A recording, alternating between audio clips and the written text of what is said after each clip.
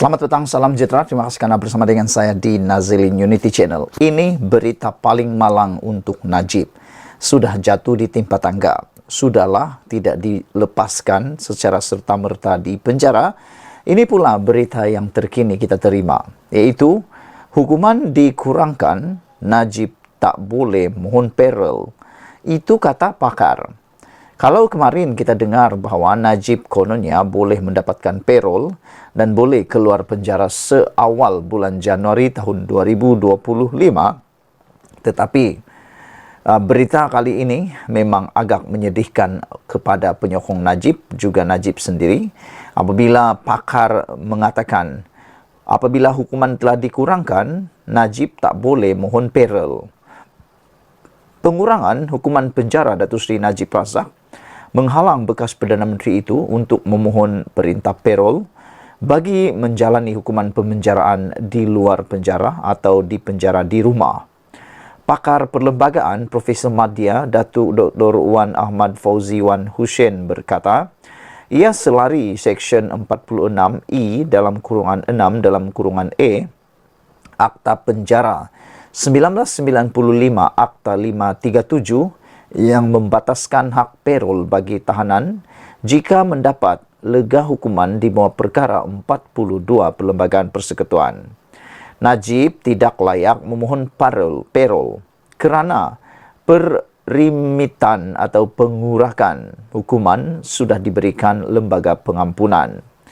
Ini kerana perintah parol itu sendiri bertujuan menggalakkan kelakuan baik dan kerajinan serta memudahkan pemerlakuan pemulihan seseorang banduan. Asas semua turut diberi pertimbangan oleh lembaga pengampunan, katanya kepada Berita Harian hari ini. Semalam, Najib dilapor diberikan pengurangan 50% bagi hukuman penjara 12 tahun yang sedang dijalaninya sejak tahun 2022, sekaligus menyaksikan bekas pengerusi Barisan Nasional BN itu bakal dibebaskan pada 23 Ogos tahun 2028. Selain pembebasan awal, Lembaga Pengampunan Wilayah-Wilayah Persekutuan Kuala Lumpur, Labuan dan Putrajaya juga mengumumkan denda perlu dibayar Najib dikurangkan daripada 210 juta kepada RM50 juta ringgit. Sekiranya denda itu tidak dibayar, tempoh pemenjaraan Najib akan ditambah setahun dengan tarikh pembebasan beliau dijadualkan pada 23 Ogos tahun 2029. Najib, 70 tahun yang menjalani hukuman di penjara Kajang, Selangor sejak pada tahun lalu, selepas didapati bersalah menyeleweng RM42 juta dana SRC internasional, sendirian berhad memfailkan petisyen untuk mendapatkan pengampunan yang di Pertuan Agong pada 2 September tahun 2022. Mengulas kemungkinan rayuan terhadap keputusan perimitan hukuman, Wan Ahmad Fauzi berkata, perkara itu tidak boleh dibuat menerusi proses kehakiman, kerana keputusan yang di Pertuan Agong adalah proses mersi, bukan prosiding mahkamah. Justru terpulang kepada yang di Pertuan Agong sama ada ingin melaksanakan prerogatif baginda, kerana tiada peruntukan yang membataskan kuasa berkenan dan tafsiran mahkamah jika isu berkenan timbul nanti. Perkara 42 Perlembagaan Persekutuan juga tidak membezakan keputusan Lembaga Pengampunan yang dipengerusikan mana-mana yang di Pertuan Agong. Justru tidak timbul isu raja mana yang menjawat jawatan yang di Pertuan Agong.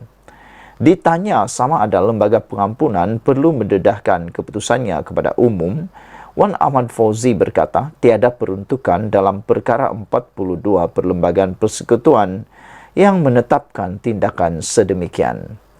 Menyokong pandangan itu, seorang lagi pakar perlembagaan Profesor Dr. Nik Ahmad Kamal Nik Muhammad berkata, Najib tidak layak untuk menjalani perintah parol selepas bekas ahli Parlimen Pekan itu menerima perimitan hukuman. Logiknya, apabila hukuman sudah jadi separuh, macam mana boleh mendapat pelepasan parol lagi? Ini seolah-olah double advantage ataupun manfaat berganda. Lega hukum atas alasan ditentukan yang di Pertuan Agong, apa jua alasannya, keistimewaan sudah diberi kepada Najib. Section 46I dalam kurungan E Akta 537 amat jelas. Lega hukum diberi, maka hilang peluang untuk parol, katanya. Beberapa pengamal undang-undang sebelum ini berpendapat Najib mungkin berpeluang dibebaskan lebih awal dari 2028 kerana boleh memohon perintah parol. Sekian dulu untuk kali ini. Jangan lupa tinggalkan komen anda, tekan butang subscribe. Kita jumpa lagi. Bye-bye. Selamat pagi, salam sejahtera. Terima kasih kerana bersama dengan saya di Nazilin Unity Channel. Ada orang menjangkakan Barisan Nasional akan tarik sokongan terhadap kerajaan. Dan ada juga yang menyatakan UMNO akan tarik sokongan. Ada yang kata bersediakah UMNO menjadi pembangkang? Bersediakah UMNO menjadi sebahagian daripada blok pembangkang? Dan ada juga yang kata mungkin UMNO akan pindah di blok pembangkang, tetapi mereka masih sokong Anwar Ibrahim. Adakah itu boleh berlaku? Sudah pernah berlaku. Salah satu contoh yang paling mudah ialah Syed Saddiq Syed Abdurrahman. Syed Saddiq Syed Abdurrahman keluar daripada kerajaan, kini berada kerusinya di blok pembangkang, tetapi masih menyokong kepimpinan Anwar Ibrahim. Dengan kata lain, beliau jadi pembangkang, tukang simak imbang, tapi masih menyokong Anwar Ibrahim. Itu sebabnya Syed Saddiq Syed Abdurrahman masih mendapat peruntukan parlimen beliau. Adakah UMNO akan tiru langkah Syed Saddiq Syed Abdurrahman itu? Tapi ini pula jawapan daripada salah seorang pemimpin daripada Pakatan Harapan tentang adakah UMNO dan Barisan Nasional atau UMNO Barisan Nasional akan bercerai dengan Pakatan Harapan. Ini jawapan Naib Presiden Amanah Datuk Mahfuz Omar. Beliau kata kerajaan ataupun kerjasama PHBN tidak akan ada nikah cerai.